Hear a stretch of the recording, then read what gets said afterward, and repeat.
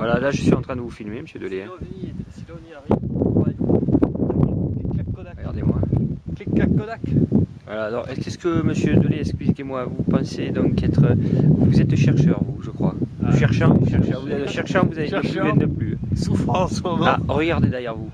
Ça, vous allez me dire que c'est naturel. C'est tout à fait naturel. C'est naturel, je sais. C'est très bien. Ça, en fait, ça c'était les premiers moteurs des OVNI. Ça, c'était un 47. Résidu de bloc moteur 1947. Voilà. Dit Roswell. Voilà. Ça, c'était les premiers. Donc, le problème, c'est qu'ils lâchaient ça en ça, c'est un générateur de graviton. Donc, à savoir, le graviton, bon, il était chargé en antimatière. On le bourrait en antimatière en dessous.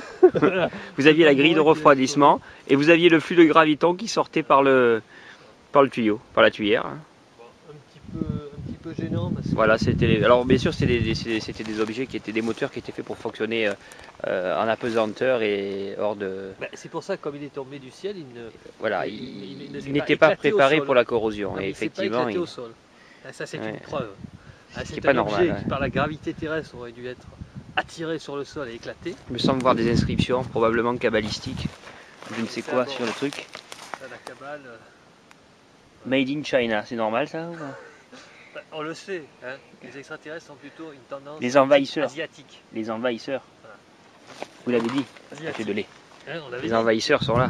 Type asiatique. Attention, qu'est-ce qui s'est passé? Le phénomène paranormal? Ah oui, senti quelque chose s'est passé. Voilà. Bon allez, il faut continuer nos expériences. Donc déjà c'est important, on a trouvé un propulseur d'antigravité. L'origine extraterrestre c'est asiatique, c'est bien connu, nous l'avons établi par plusieurs personnes qui ont rapporté la typologie asiatique. C'est évident. Donc bon, c'est que le chinois, le péril jaune. Nous coupons pour l'instant. D'ailleurs il y a une barrière, je pense que c'est une zone protégée. Peut-être la zone 51, je ne sais pas. Non, à savoir. Effectivement, donc un tas de pierres qui, on va me dire que c'est tout à fait naturel, au milieu d'une espèce de clairière. On voit bien qu'il y a eu un moteur puisqu'il y a des traces de carbone. Voilà, tout à fait, monsieur Delay, vous avez raison, il faut le dire, il faut pas avoir peur de dire les choses. Nous progressons d'ailleurs tout doucement vers la fin de cette zone clairsemée. Voilà. D'ailleurs, on le voit bien, l'herbe ici est comme coupée et autour elle ne l'est pas. Ah, là effectivement, remarquez cette zone qui a l'air cette zone a eu un souci. Brûlée. Oui, voilà. On le voit bien, regarde, autour ça a poussé. Et là, il n'y a rien. Juste à peine la végétation qui est en train de reprendre avec les petites fleurs. Donc on voit bien que là, ici, il y a eu un petit souci également. Hein. Puis là, visiblement, il y a eu chute d'un objet. Il y a eu un cratère immense. On dirait le cratère de Météor Valley. Hein, déjà, le moteur est parti. Je pense que ça, c'est le lieu du crash. En probable, puis on voit très clair. bien cet aspect circulaire qui n'est pas normal. Vous voyez à quel point les pierres ont été grignotées par l'impact, le souffle. C'est tellement anormal, les pierres qui sont en aspect circulaire. Je ne suis pas sans vous apprendre qu'un générateur d'antigravitron qui explose dégage de l'antimatière et en général ça se passe mal. Ça se passe mal. Vous savez quand l'antimatière est au contact de la matière, ça explose. Bon, d'ailleurs, il va falloir s'avancer prudemment. Avançons-nous prudemment, effectivement.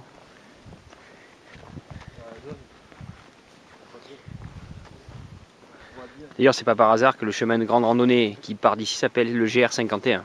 Hein? Encore un hasard. Alors là, déraciné.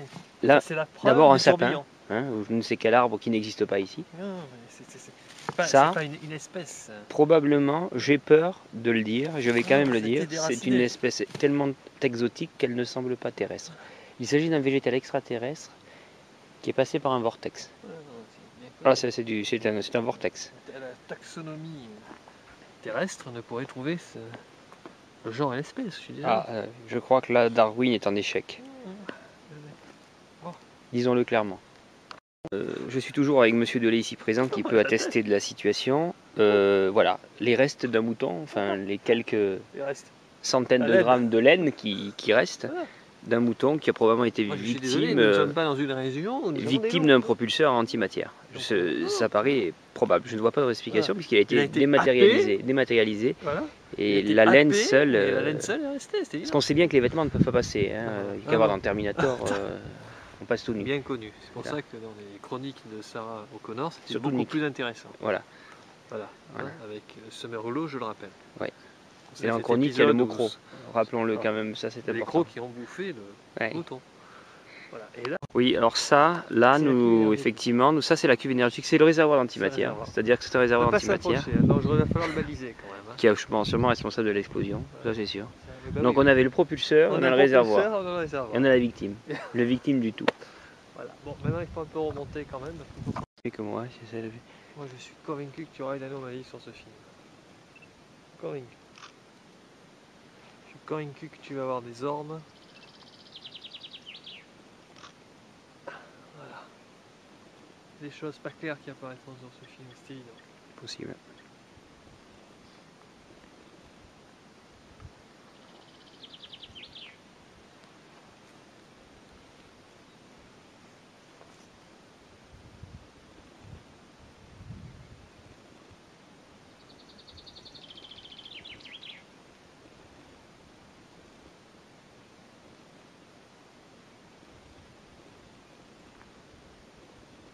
Désolé, monsieur. Ah mais je suis inspiré par le lieu. Un lieu changé, pas d'histoire, mais de mystère. Changé très riche en énergie comme et en énergie. Tellurique. Hein. On sent, je dirais, un conflit entre l'énergie céleste et tellurique. On est à l'interface. C'est parti. Les faits, prenons les faits. Je suis désolé. On voit la zone de grosses pierres et tout d'un coup, ici, un amas. Un amas de petites pierres. Oui, c'est certes. Ce n'a rien de naturel. Ce n'est pas naturel. Rien de naturel. C'est pas possible. Comment ces petites pierres qui n'ont pas du tout. Je pense que voilà, nous sommes témoins. Ces tas de pierres, ce sont ces pierres qui se matérialisent et viennent de je ne sais où. Ces fameux jets de pierre. Ces fameux jets de pierre qui ont fait la renommée du site. Voilà. C'est merveilleux. Là, voilà, pour une raison indéterminée. Il y a nulle part ailleurs. Je pense que vous avez des activités médiumniques, vous ne le savez pas. Peut-être. Parce que c'est vous qui avez, je dirais, canalisé cette énergie. Voilà, elles sont là. Et je le répète encore, une énergie tellurique. Corporisation. Une corporisation d'énergie tellurique qui rentre en interface avec de l'énergie céleste.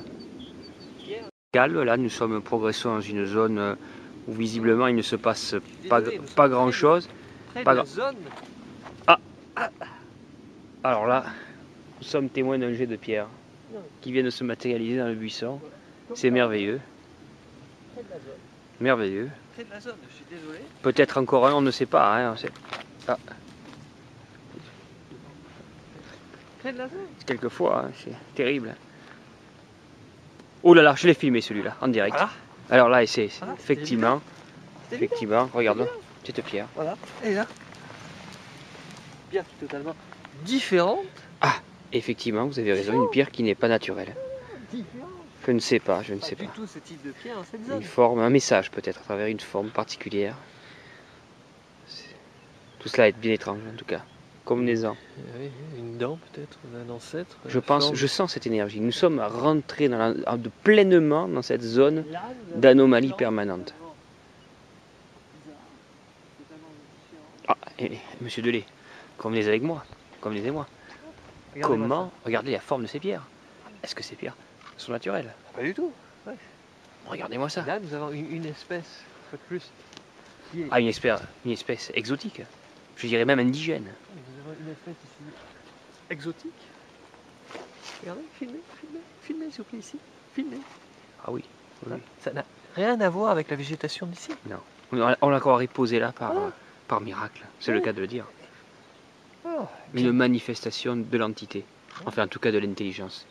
Parce qu'ici, il faut savoir qu'il y a des phénomènes lointains, hein, type d'apparition dans le ciel, des ovnis, et, disons-le bien, monsieur, des phénomènes locaux, voilà. Des phénomènes microscopiques, en tout cas loin de l'échelle macrocosmique, des phénomènes, je dirais, temporaux, spatio-temporaux, spatio-temporaux, et frontaux même, pour certains. Je pense notamment que la dépense frontale est proche. Mais disons-le clairement. Voilà. Alors moi je suis désolé, une fois de plus. Oui.